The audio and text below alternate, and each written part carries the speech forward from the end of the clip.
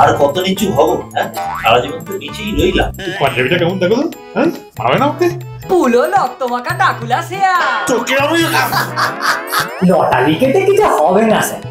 আচ্ছা বলো, দেশের মাঠে যাও, ঘোড়ার পেছনে লাগাও।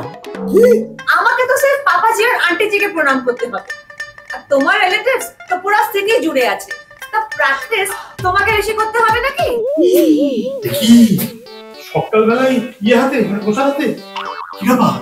স্যার বলো। আজ এই বিজয়ার দিনে বাড়ির সামনে আমি শেষ নিঃশ্বাস পেয়েছি।